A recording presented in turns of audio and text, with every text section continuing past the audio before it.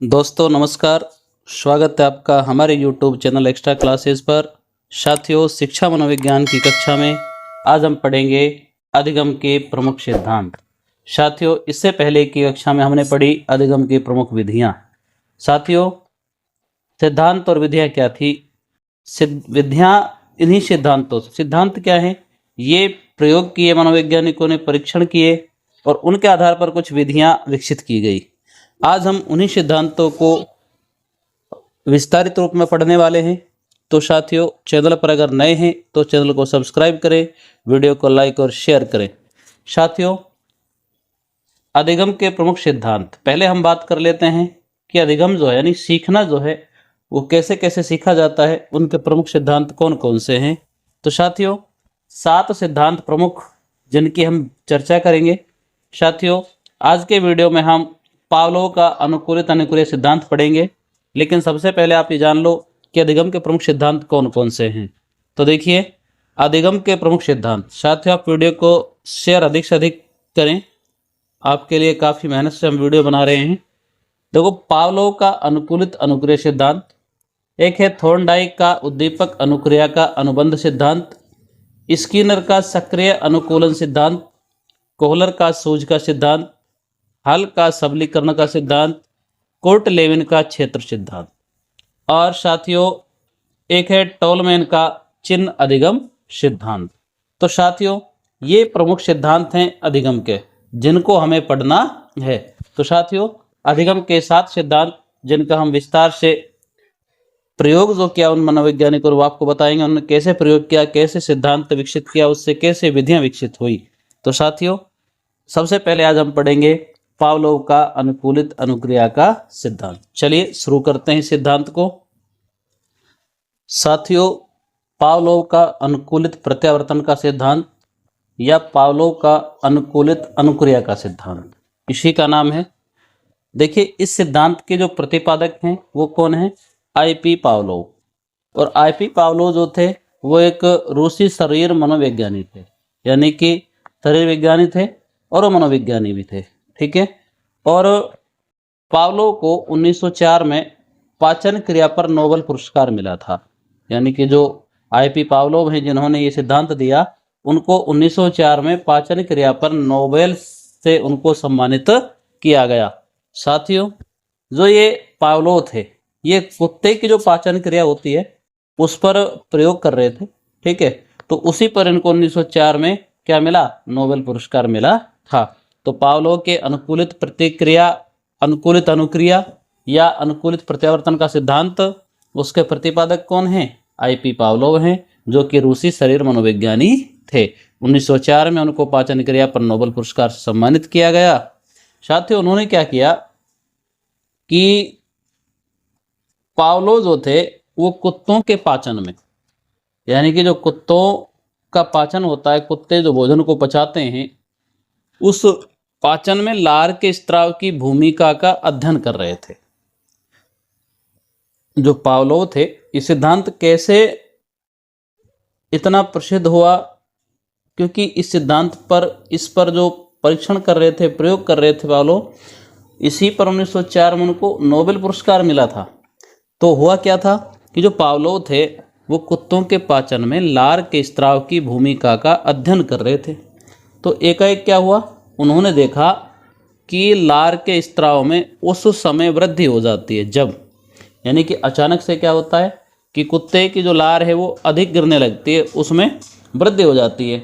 तो वो कब होती है? जैसे ही जब वो भोजन आता है, उस कुत्ते के लिए जब भोजन लाया जाता है, एक तो तब, और एक लाने वाले का जो पदचाप सुनाई देता है।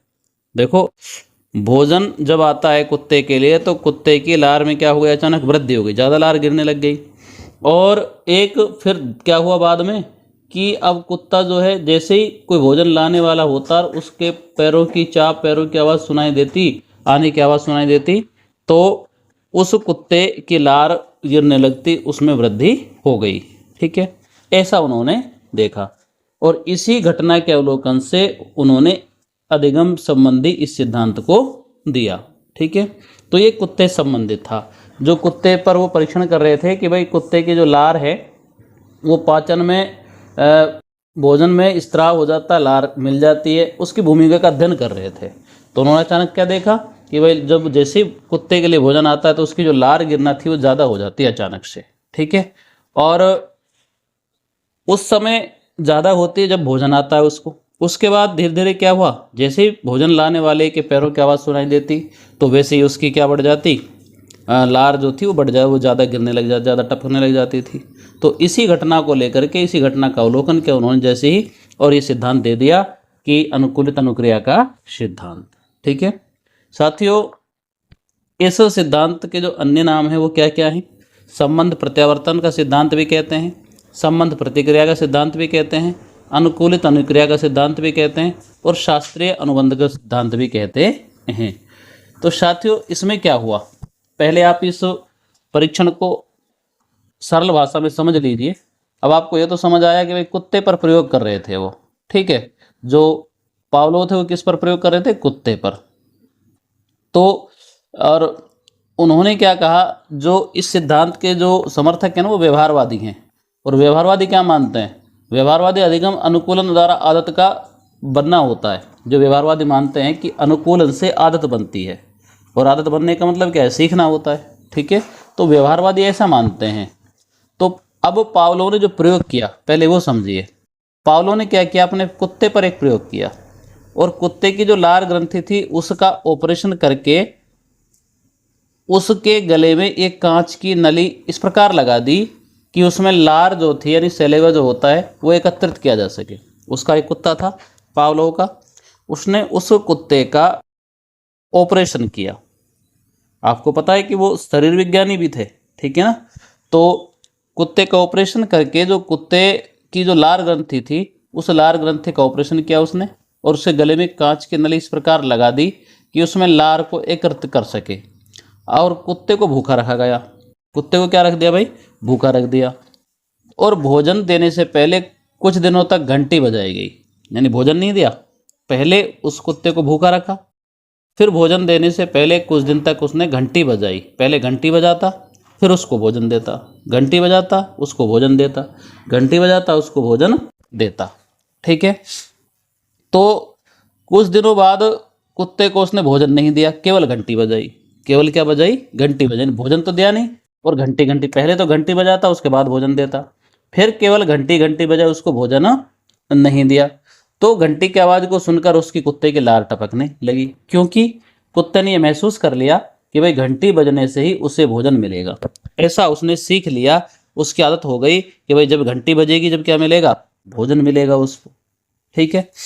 तो घंटी के प्रति कुत्ते की इस अनुक्रिया को पावलोव ने संबंध सहज क्रिया की संज्ञा दे दी कि भाई संबंध जो है उसका सहज संबंध बन गया है उसके प्रति, कि घंटी बजेगी तो भोजन मिलेगा। ऐसी उसकी क्या बन गई, एक सहज क्रिया बन गई, उसका एक संबंध बन गया, ठीक है। तो यहाँ सबसे महत्वपूर्ण तथ्य यह है कि भोजन रूपी जो उत्तेजक है, यानी कि जो भोजन है उत्तेजक है। उत्तेजक क्या होता है, स्टिमुलस, जो उत्तेजना पैदा करता है। तो भोजन रूपी जो उत्तेजक है वो घंटी रूपी उत्तेजक में स्थापन हो गई। यानी अब जो काम भोजन आने से कुत्ता कर रहा था, यानी कुत्ते की लार भोजन मिलने से टपक रही थी, अब वो लार घंटी बजने से टपकने लग गई। यानी भोजन दिया नहीं और घंटी बजाई केवल, तो भी लार टपकने लगी। तो भोजन रूपी उत्तेजक और घंटी रूपी उत्तेजक में क्या होगा, स्थापन हो गई। यही स्थापन अधिगम है जिसे पावलोव ने अनुकूलित प्रत्यावर्तन सिद्धांत का नाम दिया। और वर्तमान में जो मनोवैज्ञानिक हैं उन्होंने पावलोव के सिद्धांत को शास्त्रीय अनुकूलन और क्या कह दिया है, शास्त्रीय अनुबंधन या शास्त्रीय अनुकूलन का नाम भी दे दिया है। साथियों, ये प्रयोग हमने आपको सरल भाषा में समझाया। अब इसी प्रयोग को कुछ और ढंग से हम आपको समझाने का प्रयास करते हैं। देखिए,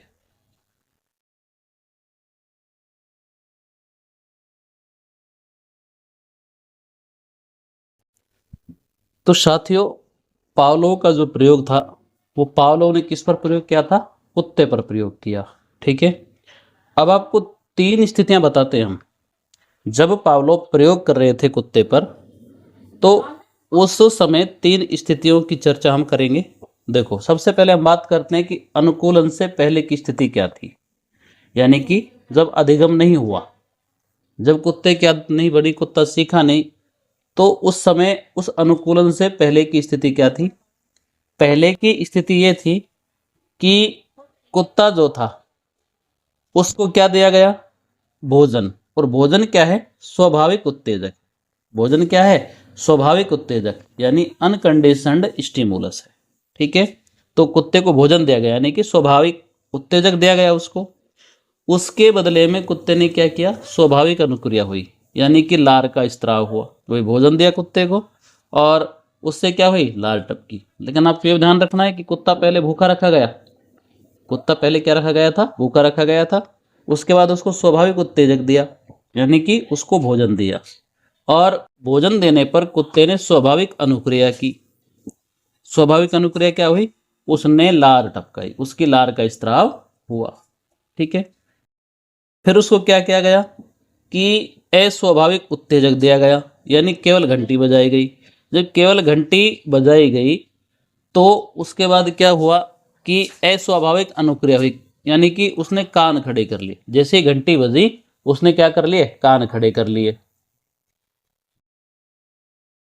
तो पहले कुत्ते को भोजन दिया, यानी स्वाभाविक उत्तेजक दिया, उससे स्वाभाविक अनुक्रिया की कुत्ते ने कि लार टपका दी, लार का स्त्राव हो गया।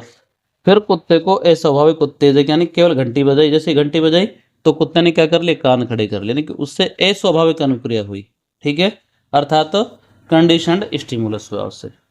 अब उसके बाद ये तो पहली स्थिति। अब दूसरी स्थिति क्या थी?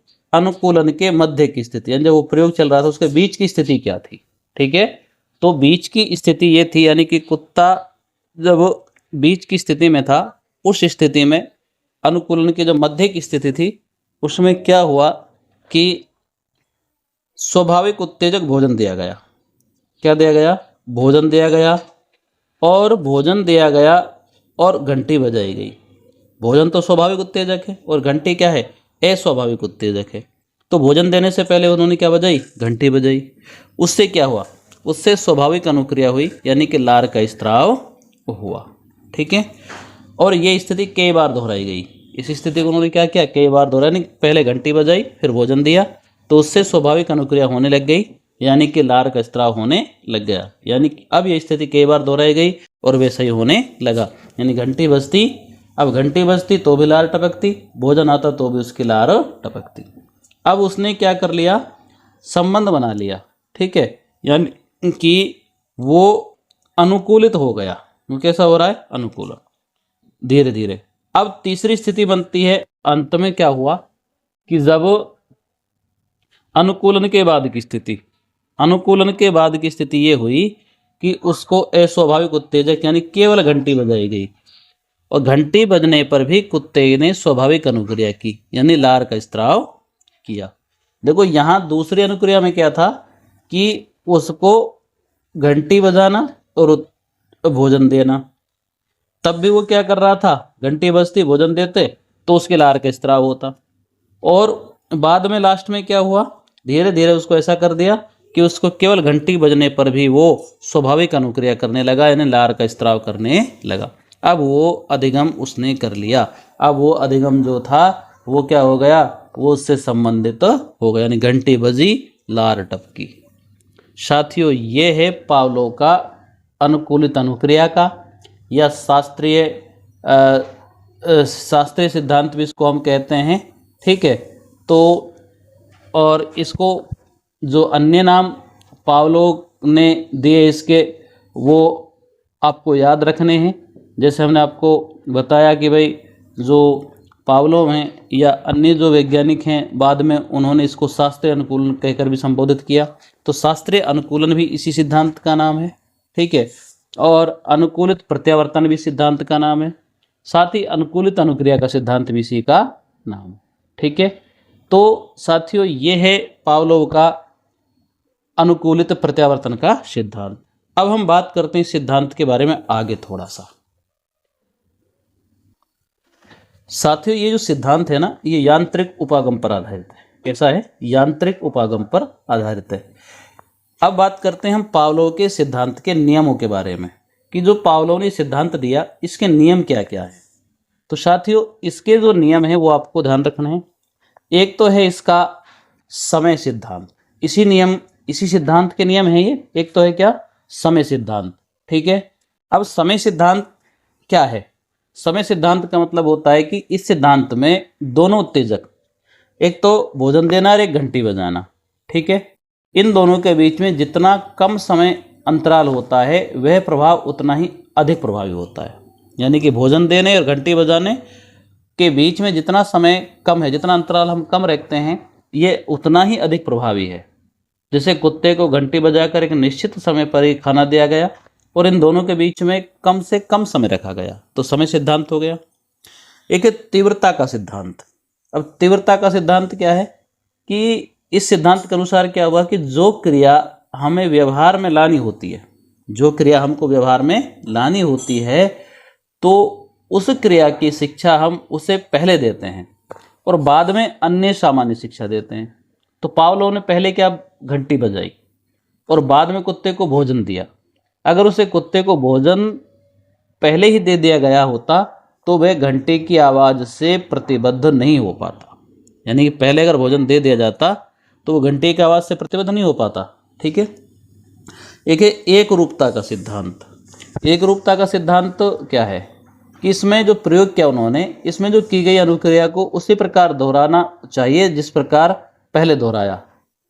इससे उसके व्यवहार में लाना आसान हो जाता है। यानी जैसे उसने पहले दोहराया, घंटी बजाई खाना दिया, घंटी बजाई खाना दिया, तो इस प्रकार से एक रूपता होनी चाहिए सिद्धांत में।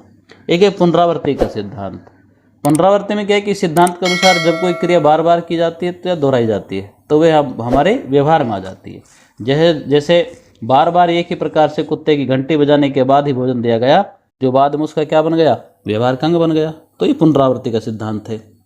फिर एक व्यवधान का सिद्धांत होता है, यानी कि पावलोव का जो सिद्धांत है उसी का ये सिद्धांत, व्यवधान का सिद्धांत। तो पावलोव के इस सिद्धांत के अनुसार क्या हुआ कि अनुबंध की जो स्थापना किसी ऐसी जगह होनी चाहिए जहां पर शांति हो और नियंत्रण हो। इससे क्या होता है कि सीखने में कोई बाधा नहीं पड़ती है और कार्य जब बिना किसी बाधा के सिखाया जाता है तो वह आसानी से और जल्दी सीख जाता है। तो इसलिए पावलोव ने कुत्ते को एक शांत और नियंत्रित कमरे में बांधा था जिससे कोई भी बाह्य बाधा उसके अनुक्रिया में बाधा उत्पन्न नहीं कर सके, ठीक है। साथियों ये हुए पावलोव के सिद्धांत के कुछ नियम। ये 5 नियम पावलोव के सिद्धांत से हैं, ठीक है, इनका ध्यान रखना है। अब साथियों हम बात करते हैं अनुकूलित अनुक्रिया के लिए आवश्यक तत्व कौन से होते हैं। कि जो अनुकूलित अनुक्रिया है, ये सिद्धांत जो है, इस सिद्धांत के लिए कुछ आवश्यक तत्व होने चाहिए और वो आवश्यक तत्व कौन से हैं। पहला है आवश्यकता का होना। आवश्यकता का होना यानी कि आवश्यकता होनी चाहिए। जो सीखने के लिए क्या होनी चाहिए, आवश्यकता। ये सिद्धांत तभी काम करता है। आवश्यकता की पूर्ति होना आवश्यक है, यानी कि जो आवश्यकता है उसकी क्या करनी चाहिए, पूर्ति। जैसे कुत्ते को भोजन की आवश्यकता थी, कुत्ता भूखा रखा गया, उसको भोजन की आवश्यकता थी, तो आवश्यकता हो गई। आवश्यकता की पूर्ति, आवश्यकता की पूर्ति कैसे कि उसको भोजन दे दिया, ये भी आवश्यक है। और एक है हानिकारक उत्तेजनाएं बीच में उपस्थित नहीं होनी चाहिए, व्यवधान नहीं होना चाहिए, कोई बीच बीच में समस्या नहीं आनी चाहिए। ऐसे ही सीखने वाले की दशा सामान्य होनी चाहिए, यानी जो सीखना चाहता है, जिसको हम सिखा रहे हैं, वो कैसा होना चाहिए, उसकी दशा कैसी होनी चाहिए, दशा उसकी सामान्य होनी चाहिए। ऐसा नहीं हो कोई मंद वो, या फिर हम कह सकते हैं कि भाई वो सीखने में समर्थ हो, ऐसा नहीं होना चाहिए। साथियों अब हम बात करते हैं कि इस सिद्धांत का शैक्षिक महत्व क्या है। यानी पावलोव ने जो ये प्रयोग किया, ये सिद्धांत दिया प्रयोग के आधार पर, उस सिद्धांत का शैक्षिक महत्व क्या है, यानी शिक्षा में क्या महत्व है, वो बालक के किस प्रकार से काम आता है। तो साथियों बालक की जो गलत आदत होती है, व्यवहार होता है, उसमें परिवर्तन आता है। अगर हम इसके अनुसार चलें तो इससे क्या होता है, बालक के व्यवहार में परिवर्तन आता है। अधिक क्रियाशीलता कर्ण जल्दी सीखता है। भाई अधिक क्रियाशील बना रहेगा बालक तो क्या सीखेगा, जल्दी सीख जाएगा। पुनरावृत्ति पर आधारित होने से स्थायी ज्ञान प्राप्त होता है। भाई इस सिद्धांत में क्या करते हैं, हम बार बार दोहराते हैं एक ही उसको, तो फिर उससे जो प्राप्त ज्ञान है वो कैसा होता है, स्थायी हो जाता है। भय व डर को दूर किया जा सकता है और पुरस्कार पाने से बालक अच्छा कार्य करता है। अब पुरस्कार का मतलब, इस सिद्धांत में क्या क्या था, पावलोव ने कुत्ते को भोजन दिया, भोजन एक उसका पुरस्कार हो गया, ठीक है, तो वो जल्दी अधिगम कर गया। तो ऐसे ही अगर हम किसी कार्य के लिए बालक को पुरस्कार देते हैं तो फिर वो बालक अच्छा कार्य करता है और कार्य के प्रति रुचि बनी रहती है। देख कुत्ता है, उसकी रुचि बनी रही कि भाई घंटी बजी रोटी आई, घंटी बजी रोटी आई, तो इस प्रकार से उसकी क्या बनी रही, रुचि बनी रही। तो वो बालक जो सीखता है, ऐसे जो बालक है वो अगर कार्य के प्रति रुचि बनी रहेगी तो फिर वो जल्दी अधिगम कर जाता है। तो साथियों, ये था पावलोव का सिद्धांत जो उन्होंने एक कुत्ते पर किया। साथियों, अनुकूलित प्रत्यावर्तन का सिद्धांत हमने आपको बताया। तो अनुकूलित अनुक्रिया का सिद्धांत भी इसको कहते हैं, शास्त्रीय अनुबंधन का सिद्धांत भी इसको कहते हैं। ठीक है, तो साथियों आपको समझ आया होगा निश्चित रूप से। और अगली कक्षा में हम बात करेंगे जो थॉर्नडाइक का सिद्धांत है उसकी। साथियों, चैनल को सब्सक्राइब जरूर करें, वीडियो को अधिक से अधिक आप शेयर करते रहें। मिलते हैं अगली कक्षा में, तब तक के लिए जय हिंद, जय भारत।